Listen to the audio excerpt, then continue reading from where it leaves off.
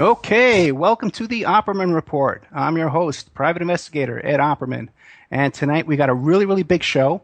It's my honor to have former Congresswoman Cynthia McKinney and former presidential candidate in our first hour. We were lucky enough to get her for the first hour, and on the second hour we're going to have Russ Dizdar, Reverend Russ Dizdar, who is a former police chaplain and a occult investigator, and we're going to be making a big announcement about a trip coming up to New York City.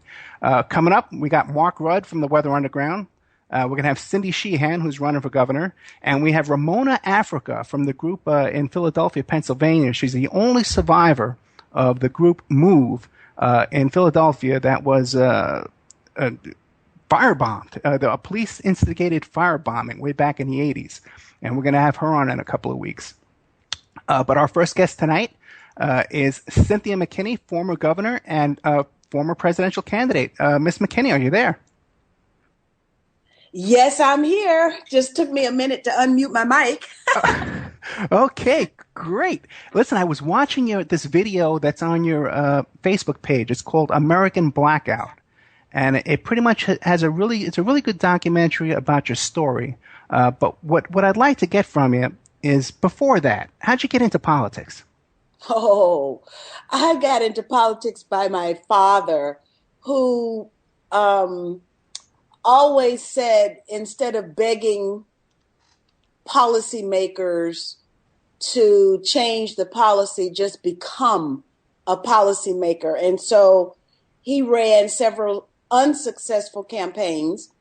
And then in 1965, the Voting Rights Act was passed, which forced changes in Georgia's election laws. And then he won. And he served in the Georgia legislature for over 30 years. And then he got taken out in 2002 by the same people who took me out, using the same tactic of crossover voting. And the people who took me out are the leaders and the orchestrators of the American Israel lobby, in conjunction with the Republican Party. The Republicans had very special partisan reasons, not necessarily ideological reasons, to take me out. And that's because I was very popular in the state of Georgia. My dad, having been an old-time civil rightser, was very popular in the state. And because Georgia's Black population is so large, and honestly speaking, the white Democratic candidates are so dismal. The only thing is that the Republicans are so far worse. So we would get out and go campaigning statewide in order to drum up the Black vote, which always was successful. And Georgia was reliably a blue state.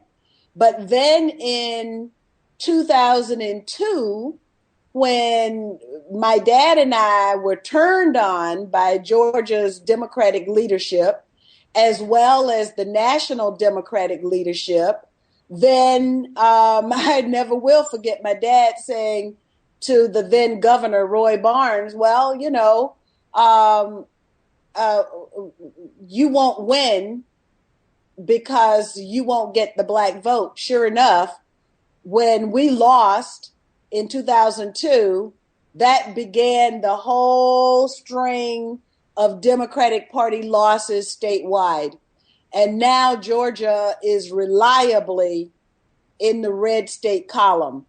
The situation with third parties here, we have the Libertarian Party on the ballot for statewide offices. They got grandfathered in. But the Green Party has a lawsuit that the appellate court, it had to go all the way up to the appellate court, and the appellate court found the U.S. District Court made a mistake in its ruling and in its procedures. So maybe we'll get our day in court to allow the voters to have a wider spectrum of candidates. But right now, the spectrum is pretty small. Either you're a Democrat or you're a Republican. And so far, the Republicans have been able to win in the state of Georgia, not because they're necessarily better, but because the Democrats just put up such dismal candidates, and they don't do a thing to and give encouragement to the base of the Democratic Party, which in Georgia is the black vote, particularly black female voters, to actually show up on election day. Now, isn't that a pretty pitiful statement for the kind of democracy that we have in Georgia? And then, of course, it spreads to the whole of the country with the most recent decision by the Supreme Court with respect to campaign finance. Well, let me ask you this, though, because you consider yourself to be like a political dissident? Absolutely. Okay. I know. But do you really think, especially like on the national level, is there any difference right now between the Democratic Party and the Republican Party? Well, yes. I guess you could say that the Republicans beat you and make you cry, and they do it with a frown, and the Democrats do it with a smile, or maybe it's the other way around. But, you know, the people are still getting fleeced. Yeah. There's an article, I think it was today, saying that the State Department couldn't find $6 billion. Well, of course, you know that when I was there, Rumsfeld said that they couldn't find 2.3 trillion, and I went ballistic. But I'm wondering now, where's the Congress when the State Department says it can't find $6 billion? I mean, these are hard-earned taxpayer dollars, and the bureaucrats don't have a right to it. Whoever's stealing it, the contractors don't have a right to it. Even the members of Congress ought to treat the taxpayers' money as something very precious. And well, I think they do when it's going in their pockets. I think they consider it very precious. Yeah, and then they have the nerve to say they don't make enough money. They need a raise. But let me ask you a question. This is ridiculous. Now, when you were in Congress, right, and you had the courage to speak out against these things, and you were so vocal and so intimidating that even Rumsfeld declined to be questioned by you, and he made special arrangements that he could sneak out of the hearing and invite you to a breakfast later on. Okay, but now in the halls of Congress, when you're dealing with these real hacks, these real criminals, how do they react to you? Do they come straight to you and say, like, offer you bribes as well, or how does that work? Well, you know, I guess you could say for me, when I was there, I got paid the highest tribute because the likes of Madeleine Albright would call the congressional office in advance to ask what question was I going to ask so that she could, quote unquote, be prepared. Well, I understood that what they call being prepared was really just giving me a shuck and jive show. So I declined the offer to give them some advance warning on what my questions would be. They hated having to come before me in committee because no one knew what questions I was going to ask. Not even my staff, because you know what? Couldn't trust them either? No, it's not that I couldn't trust them. I trusted them very well. Okay. But I did my own work. I did my own reading. I did my own research. That's why I am about to graduate from the PhD program now. I'll graduate in August. I'll have to let everybody know and send you all invitations to Yellow Springs, Ohio when I graduate. But I did my own work, which is really unheard of. So let me interrupt you again, because when I was watching this documentary today, American Blackout, and the link is up on your Cynthia McKinney Facebook page, and you were quoting these figures that were stolen from the Pentagon, it struck me, and I said, boy, look at this. This is very well researched. She must have a really good staff out there running around doing this for her. And I'm very impressed to find out now that you were actually doing this yourself. Absolutely. And in fact, that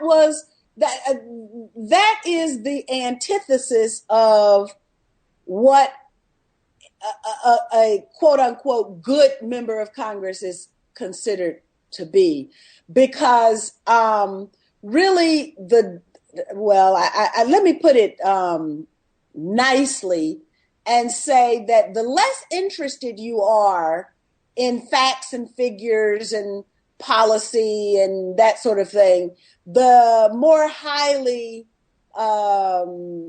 decorated you can become in the institution. That business of policy making is better left to the staff, the bureaucracy of the Congress, and the members of Congress are just public relations tools, right, for an institution that should long ago have been reformed. Now, you were such a dissident in Congress that even the security guards at the metal detectors every day would give you a hard time. Yeah, they did that from the first day I got there, from the elevator operators to the Capitol Hill police were a different situation. I mean, from the Secret Service. One, it's true, I was younger. I was the youngest. I was among the youngest in the entire institution when I first went there. And then with me being Black and woman, that made a difference as well. So it was a generational thing with me and my colleagues, because I didn't dress the same way. I didn't wear my hair the same way. I didn't have the same look. You know how young people are generally. And so I did not seek to blend in and become indistinguishable from the walls. I stood out, and I stood out in many ways, not just by the color of my skin, the way I dressed, the flamboyancy, the charisma, whatever you call it. I had it, and it piqued an interest. Well, it also led in particular, the white male Secret Service agents at the White House and on Capitol Hill to think that I didn't belong. And so, therefore, for example, I'm going to the White House, and we've been instructed to enter from a special entrance that where only the members of Congress would enter for that event. So I'm going to the White House, and I have my staffer who is driving me there in her car. She is behind the wheel. I'm sitting in the passenger seat. The Secret Service come around to my side of the car and ask me for my ID. But they never asked my white female staffer really? for her ID. That was the kind of thing that happened all the time because I was out of place. I didn't look like what they considered a member of Congress to look like. And that's because I was younger, I was Black, and I was female. That's why. If I had been maybe even a Black male, there would not have been a problem. I don't think. I don't know. But when they mistook my 20-something-year-old congressional staffer, who was a white female, for the member of Congress, that told me a lot. So that was the Secret Service. Capitol Hill was quite a different matter because the Capitol Hill police officers are required to know who the members of Congress are. They are given a book with photographs, and they're told you have to look at these photographs and you have to know who it is that you are charged with protecting. And they, as it turns out later on, on the American Blackout DVD, the journalist who shot that, he followed me for like 4 years, he interviewed Capitol Hill police officers, Black Capitol Hill police officers, who have filed probably 4 lawsuits alleging discrimination. Not a single one of them has ever had a day in court. And there's a lawsuit pending now for alleged discriminatory practices by the Capitol Hill police officers toward their fellow Black officers. Well, what happened was that a Black police officer, a group of them actually, had come to me, and I presume that they went to other members of Congress as well. And they asked, they were complaining because one of their members had used the N-word. And they wanted that member to be punished or terminated.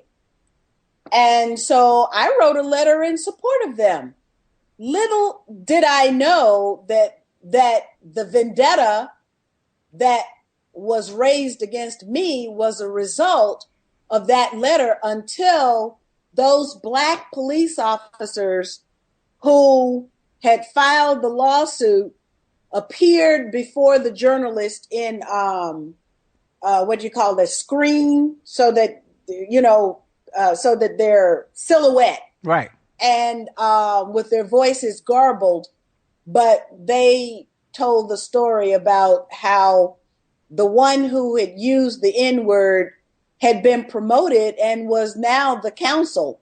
So instead of, now the Capitol Hill police officers, the white ones, they would grab me, touch me, do whatever. I mean, it's just unbelievable the treatment that I would get. The sergeant at arms would come and apologize, and this was like a routine.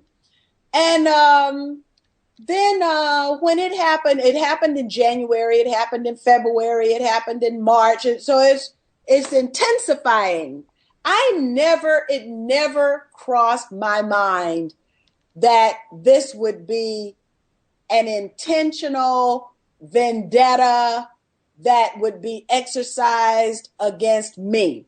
It never crossed my mind. And it just so happened, normally, you asked about the staff.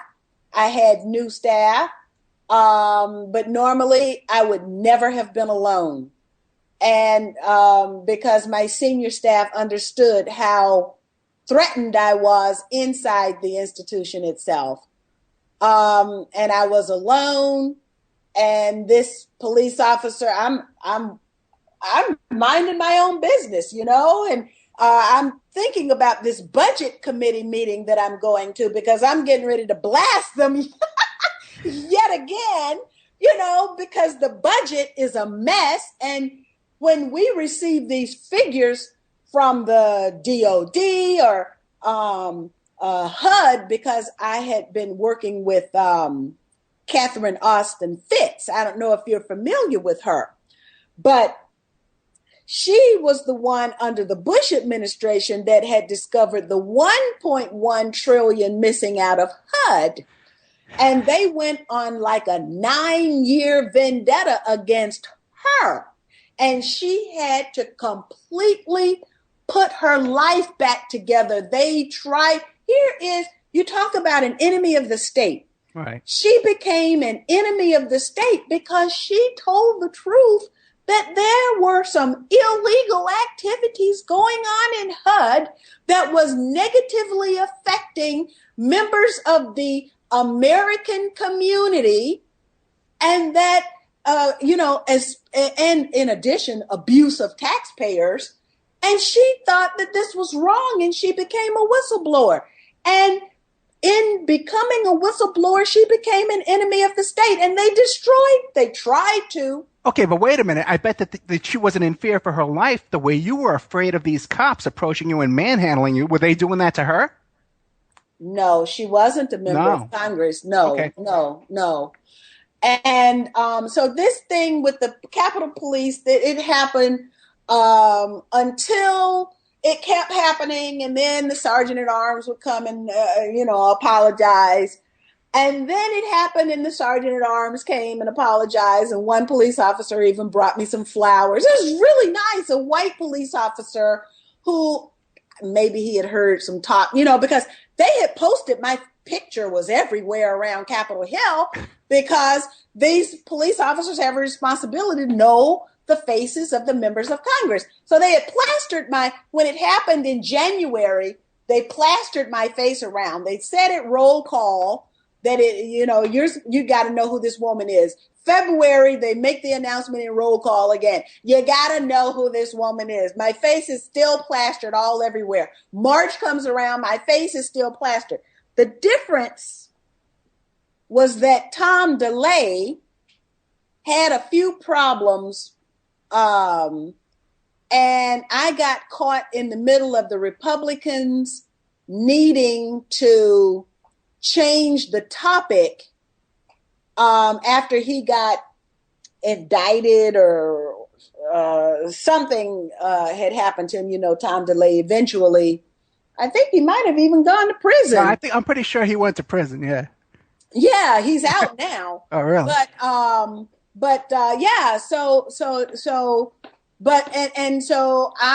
This incident where I'm just trying to go to my budget committee meeting, and this police officer comes and grabs me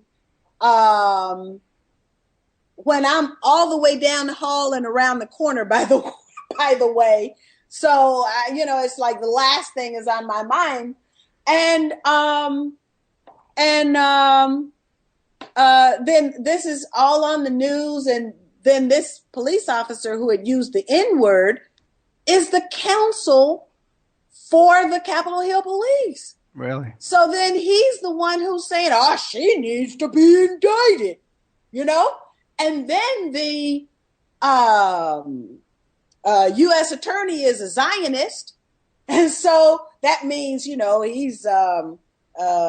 in cahoots with the pro-Israel lobby. And so it's just like this confluence of events, as they say, the correlation of forces was drastically against me, and the media machine went to work and denigrated my character and my integrity and everything that you can imagine. Right, because normally the media machine would be politically correct. And when you have a situation like a Duck Dynasty or these people make a slip of the tongue, some foolish statement or something like that, and normally they take the politically correct agenda and would attack the other side. So I was going to ask you, why don't you think that the media came to your aid and defense? But I think you answered it when you said how this guy was a Zionist and, again, had that control over the media. That's right. The pro-Israel lobby has its tentacles throughout the U.S. government, including our military. And sure. And so then when things happen and you don't understand, that's the first place one should go and look and say, okay, now who benefits from this? And in what way is Israel going to benefit from this series of events? And I have become, you see, what happened was I also had a conscience and I had a heart, and I was trying to lead with my heart.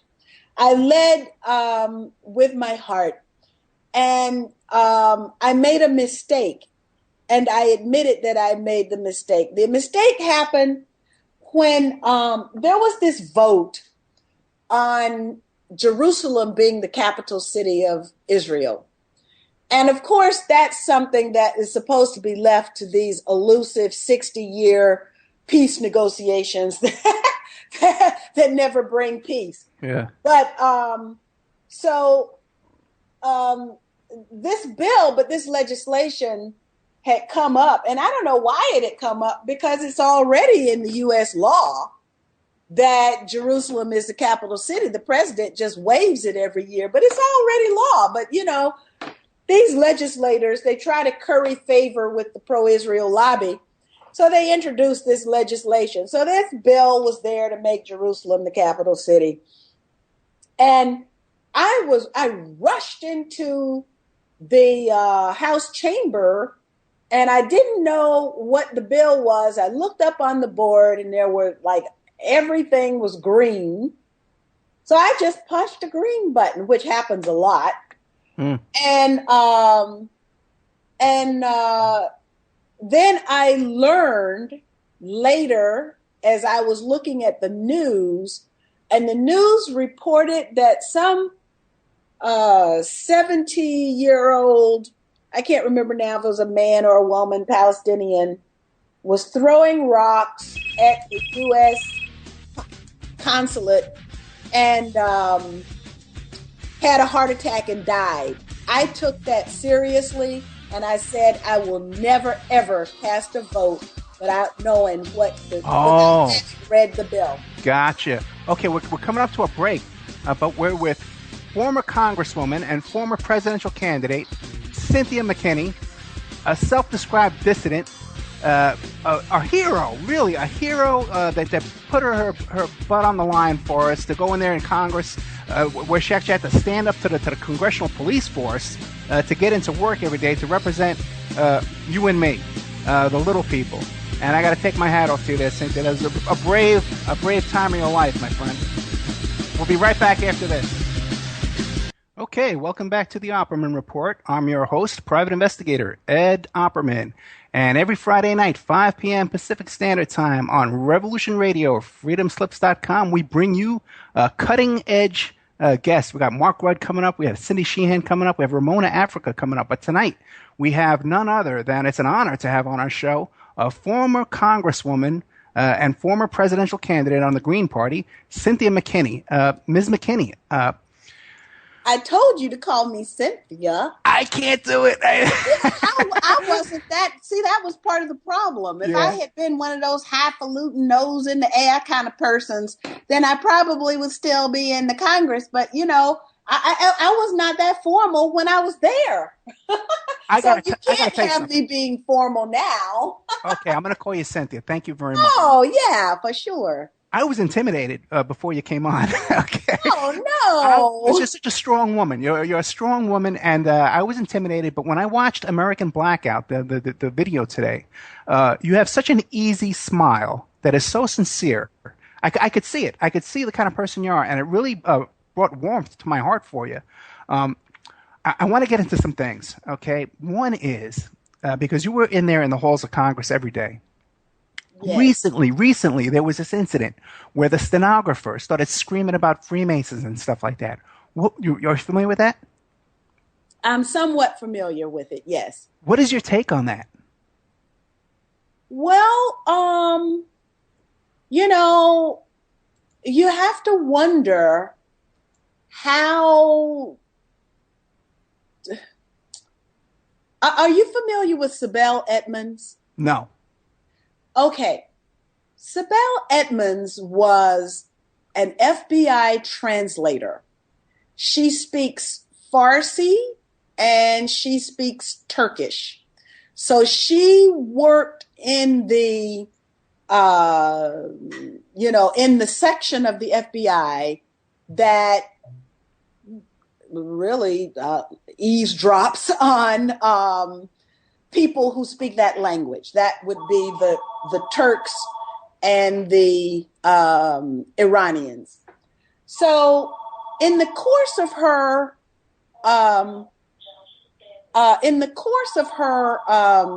please pardon that ring, that my phone is ringing. Don't worry about it. In the course of her work, she overheard deals being cut, nuclear secrets being passed, military information being passed. And these were by members of Congress.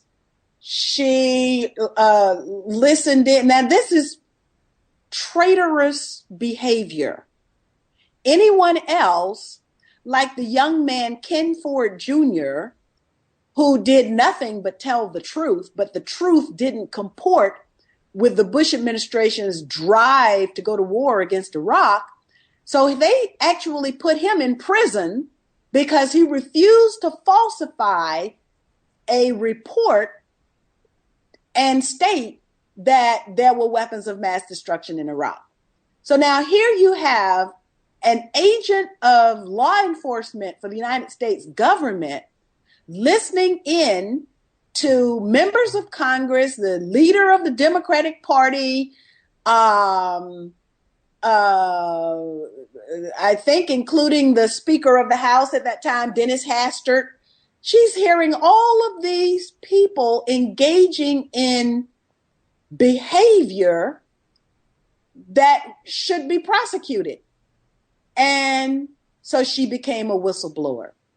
One of the things that she learned was that there was one in particular member of Congress, a Democrat, who was set up with a prostitute. Of course, the session was filmed, and that neutered the voice of that very aggressive, very outspoken, was on the way to becoming just like me, dissident member of Congress inside the institution. And so a lot of so somehow it got out. And members of the press started calling me, of the alternative press, started calling me, asking me, was it true? And I had heard about it, but I needed to get verification from the member herself. Now, this member of Congress is a grandmother, a mother, and a wife.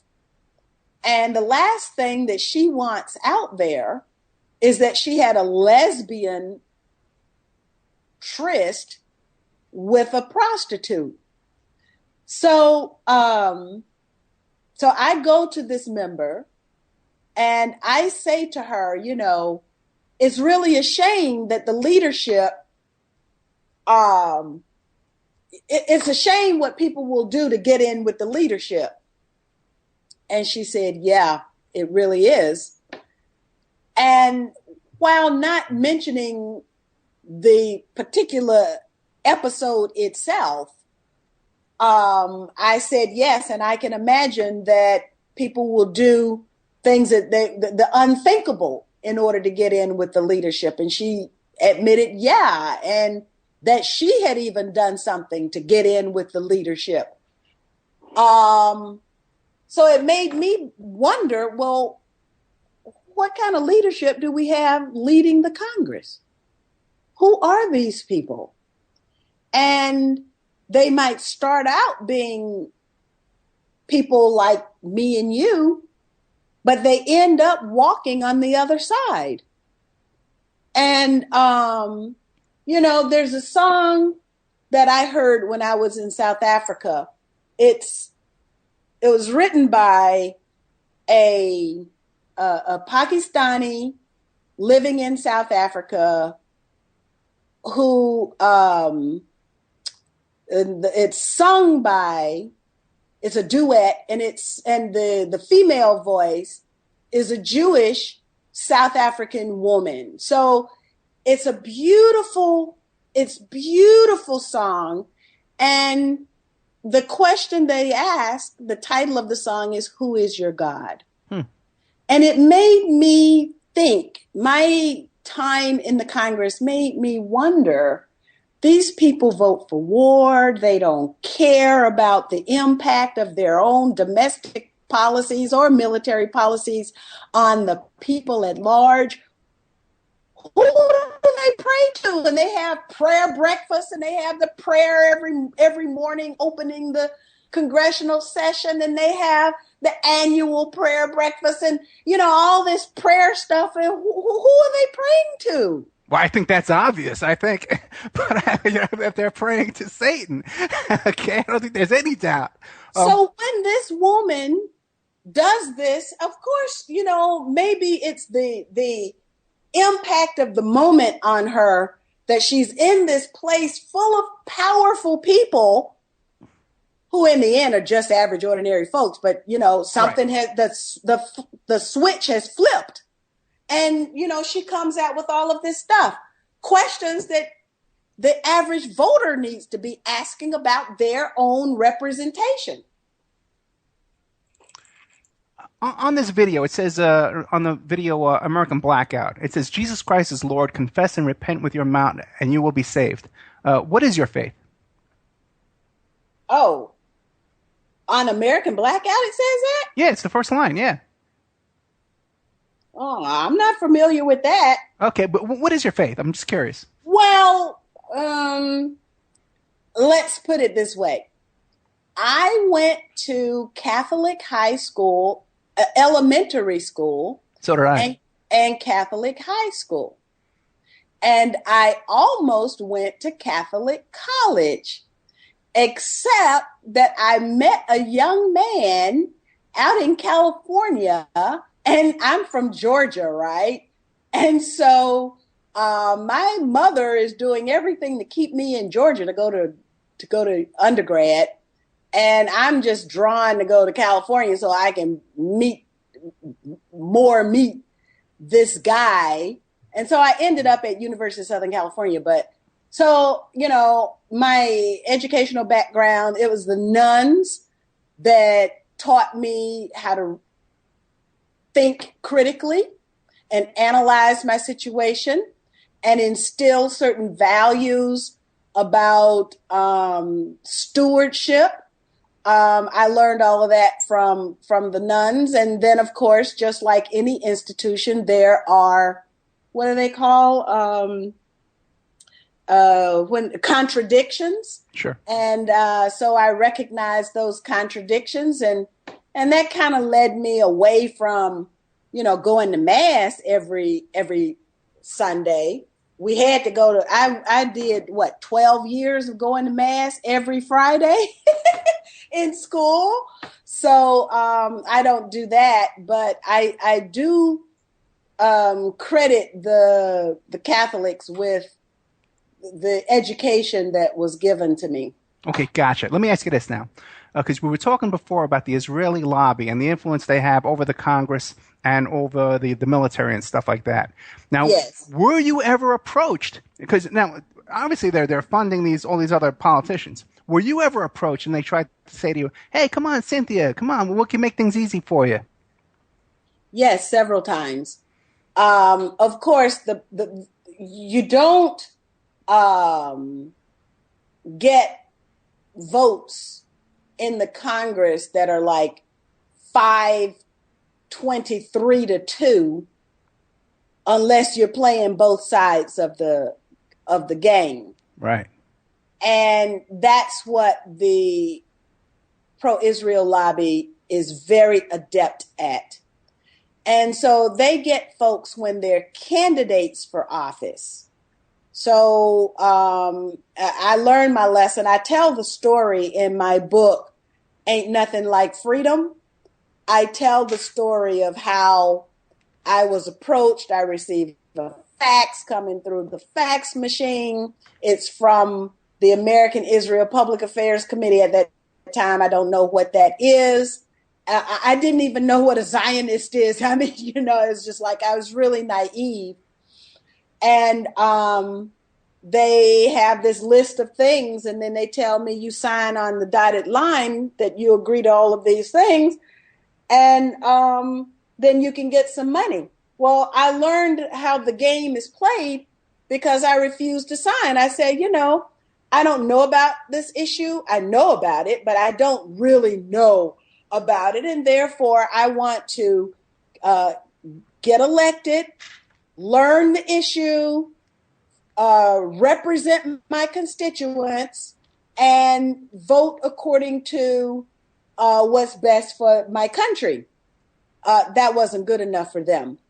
And so then I would get phone calls. They'd say, I want to do a fundraiser for you. And then, we'd start planning 2 weeks into the planning. Then they say, did you sign the pledge? And I said, no, I didn't sign the pledge. And then they say, I can't do the fundraiser for you.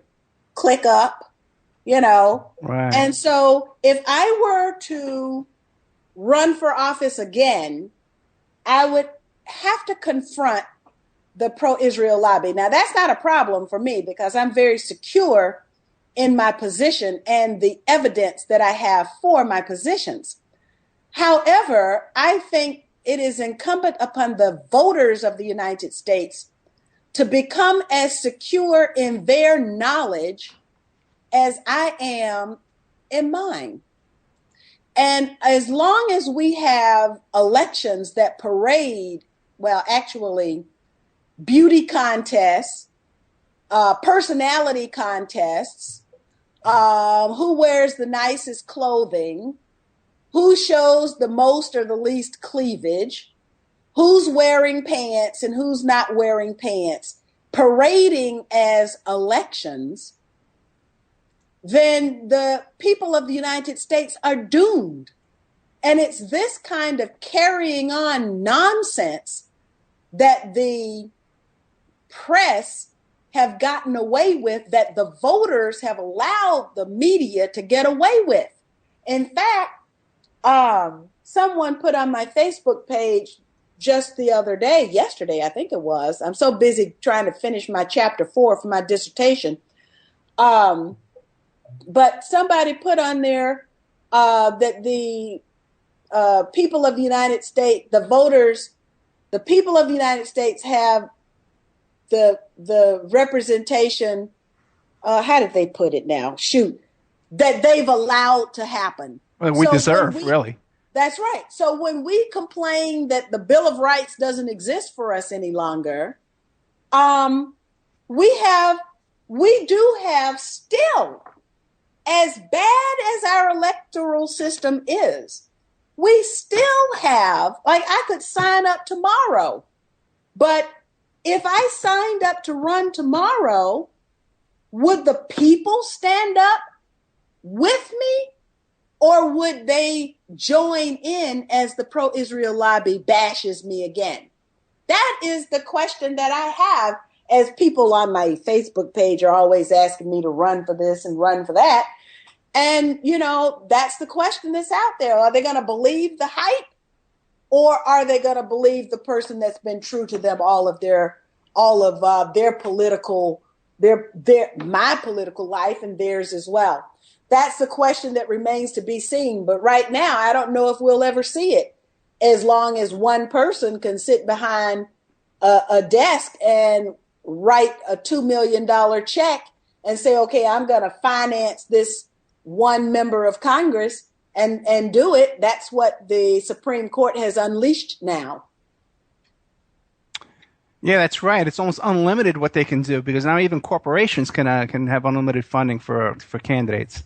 Well, we're down to 5 minutes with Cynthia McKinney. Cynthia, I want to invite you to come back anytime. Anytime I can get you. Okay, that's great. That's great. In 5 minutes, what would you like to tell us? Can you give us some advice, or what you want to do in the future, what your plans are?